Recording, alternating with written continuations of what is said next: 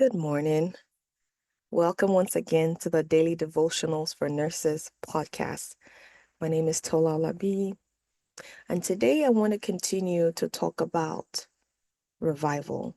And we're specifically on the revival of our hearts.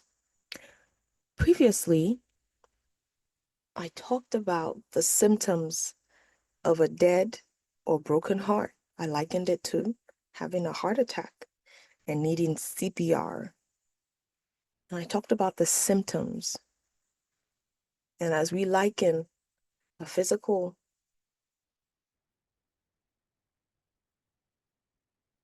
heart to a spiritual heart, I want us to take note of the symptoms, right? And as I was reflecting and thinking on it, when you start to exhibit these symptoms, it's your heart or your life is no longer in alignment with God, right? Because we know out of the heart flows the issues of life. And the Bible has told us in Proverbs 4 to keep our hearts, to guard our hearts. But what if the heart you're guarding is suffering? What if the heart you're guarding requires revival? It's no longer in alignment. I was reading earlier, and I'm going to pull it up, Jeremiah 17. And it says, the heart is deceitful above all things and desperately wicked. Who can know it? So all the symptoms I talked about, for me, all those symptoms it's just showing what is happening in the heart, right? Just like how when you run labs, you're doing, maybe someone had a heart attack and you're running labs and you're checking all these things that come up in the lab report, right? The symptoms are showing us what's going on in the heart, or the labs that we're checking are showing us what's going on in the heart. And so I was thinking to myself, what if that heart is deceitful? What if that heart, you think you're fine? Oh, I'm fine. I'm good. I don't need CPR. I'm not sure what Tola's talking about,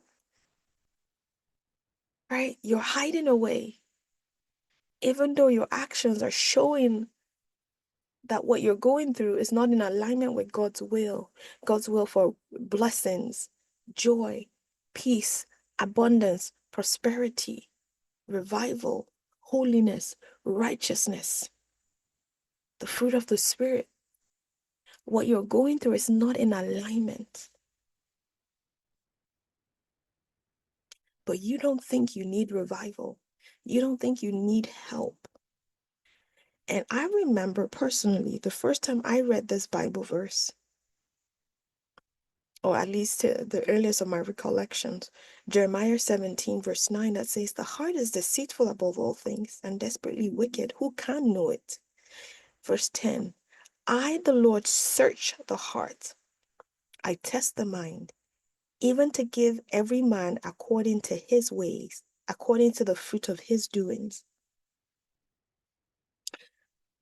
This is even a reminder for us to ask God for mercy, no matter what you're going through, no matter how much you think the trauma you experience, the hurt, the grief, the pain, or no matter how much you feel like you are a victim in what is happening, ask God for mercy. Because the condition of your heart can cause it to rebel against God. The symptoms I talked about that are not in alignment can cause you to rebel against God, making you feel like a victim, and then you start to blame God. It's a dead heart. It's becoming a wicked heart. Right? The first time I read this, I actually had a problem with this verse, and I'm being honest with you. I had just rededicated my life or become born again, and I was doing well.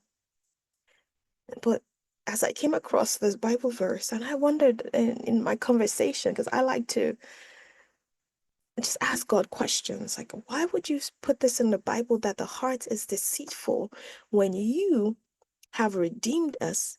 You have saved us. You have cleansed us. You have renewed us. Why would you say that? And it wasn't until I went through life, I realized that what is on the inside, what you're hiding away from God, what you do not let God touch, what you do not let God touch, what you do not let Him handle, eventually the symptoms will show what is in your heart, the way you approach future problems, the way you approach relationships, jobs, life, finances, children, marriage. Eventually, it will show those things that were inside your heart. It will show, especially in conditions that you that are not favorable to you, in unfavorable conditions. The condition of your heart will show. So you may be walking around with a broken heart or with a dying heart spiritually, and you see the symptoms, or other people see the symptoms, or as I've talked about the symptoms, you are starting to recognize it. And you feel, oh, but I'm okay. I can survive. I can do this. I can keep going. But we know what happens eventually. I don't want you to deceive yourself. I want you to come to God asking him for mercy, asking him for help, and taking the help that he gives you to say, Lord, revive my heart. Revive my heart. So many of us, nurses, or people who work in the healthcare industries, because we have a heart that cares for people, we keep going even though all is not well with us. We keep going, we keep trying to help other people. We're putting on the oxygen mask for other people. We're pouring out of an empty cup. But today, I want you to know that you can deceive yourself, but you cannot deceive yourself for too long. You cannot deceive people for too long. And you cannot deceive God, because he says, I, the Lord, search the heart. I test the mind, even to give every man according to his ways, according to the fruit of his doings. That's the danger of being out of alignment for too long. That's the danger. It is very dangerous. So today, I want you to ask God for mercy. I want you to ask God for help and say, Lord, is there anything that I'm hiding away from you, that I don't want it to come? Even though I'm praying for revival, I still don't want you to touch it because I feel like it's going to be so painful. Have mercy on me, Lord, and help me. Revive me, Lord, according to your loving kindness. Talk to God. Choose to come before him. Be open. Be open, be ready, be willing to receive that CPR. Nobody willingly signs up to have their hearts jolted. But when it is needed, it has to happen, because we know the consequences of it not happening.